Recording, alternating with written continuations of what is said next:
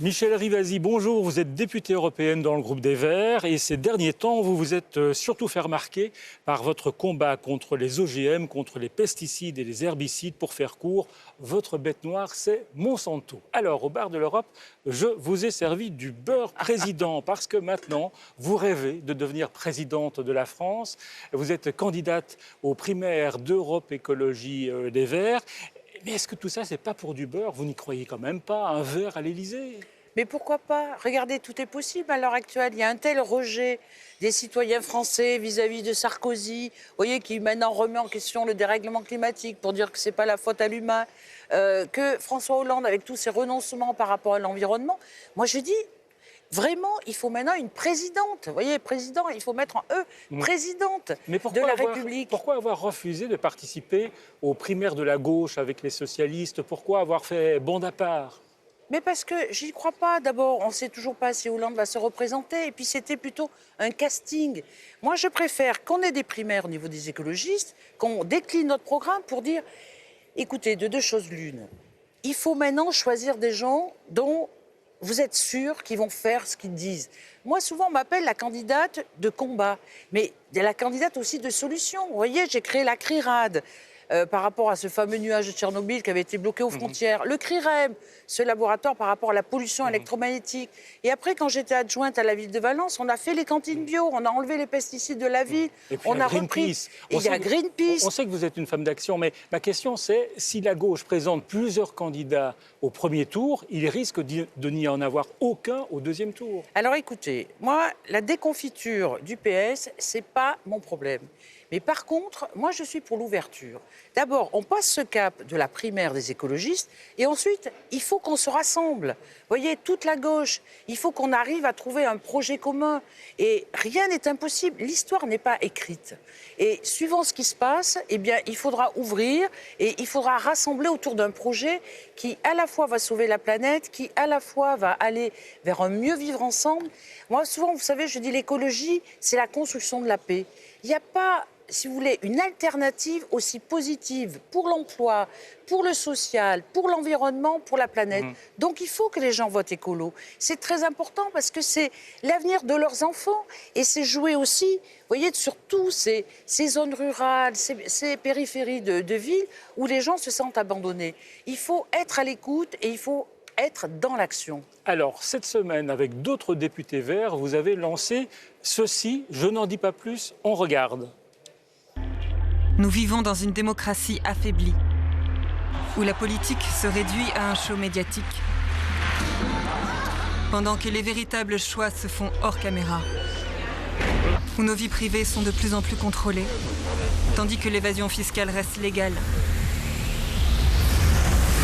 Pourtant, dans ce système hors d'haleine, des lanceurs d'alerte brisent chaque année le silence pour défendre l'intérêt général.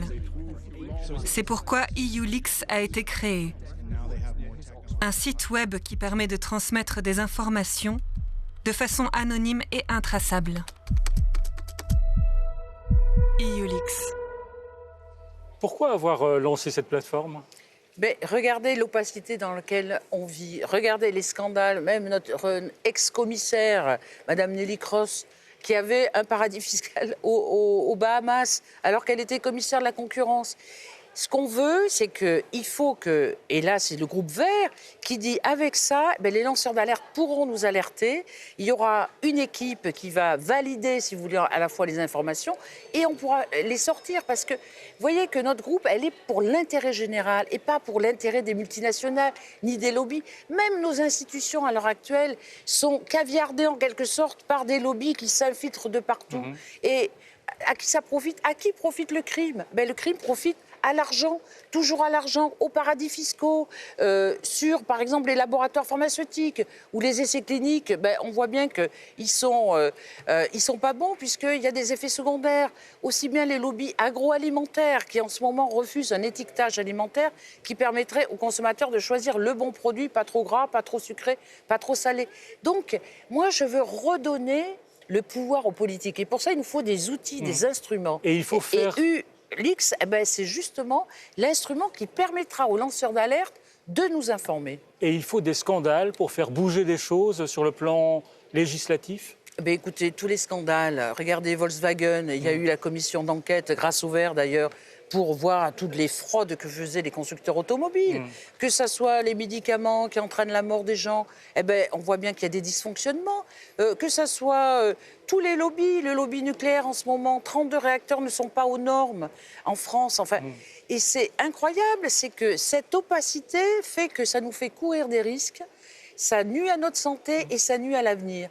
Donc vraiment, cet outil, pour moi, c'est très important. Vous voyez, on est 12 députés verts à l'avoir financé, à l'avoir, disons, fait en sorte à ce qu'il sorte. Et qu'en même temps, il faut faire une grande publicité pour que les gens puissent avoir accès à cet outil. Est-ce que les lanceurs d'alerte aujourd'hui sont assez protégés? Il n'y a aucune protection sur les lanceurs d'alerte. Vous voyez, lorsqu'on a fait la directive secret d'affaires, il fallait vite faire la directive sur les lanceurs. C'est une directive qui vise à protéger les industries de l'espionnage économique. Oui, mais en fait, ils en profitent pour dire que tout ce qui est donné, c'est secret commercial. Vous voyez, c'est secret d'affaires. Et quand un lanceur d'alerte, parce que vous avez raison, tous les scandales sont souvent liés aux lanceurs d'alerte. Quand on a vu LuxLeaks, on a vu Panama Leaks, quand on voit maintenant justement Bahamas Leaks, etc., on voit bien que c'est ces gens qui alertent.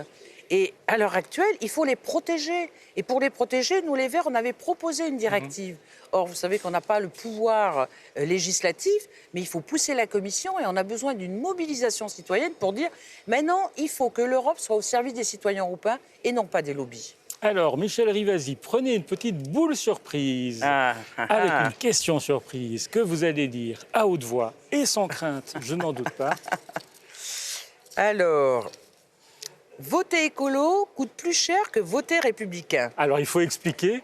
Pour participer aux primaires des Verts, il faut payer 5 €. 2 € seulement pour les Républicains. Moi, je vote républicain. Hein. Ah ben non, il faut faire un petit effort parce que d'abord, on n'a pas les finances des Républicains. D'ailleurs, on ne sait pas d'où ça vient souvent. Et surtout, vous avez jusqu'au 1er octobre pour vous inscrire sur les listes parce qu'après, vous ne pourrez pas recevoir par la poste, vous voyez, les candidats. Donc, inscrivez-vous, c'est ouvert à tout le monde. Si vous voulez vraiment une société meilleure pour demain, inscrivez-vous. Vous recevrez chez vous donc les bulletins et le dernier carat, c'est le 17 octobre où on annoncera qui dans les 4, il y aura les 2 et après il y a un deuxième tour où on choisira quel est le candidat qui portera l'écologie. 4 candidats, il y a vous, il y a 2 autres députés européens, Yannick Jadot et Karima Delli et Cécile Duflot. Eh bien, Exactement. on espère, merci d'abord d'être venu au bar de l'Europe et on espère, Michel Rivasi, qu'avec ces 5 €, vous ferez votre beurre. Ça dépendra de vous tous.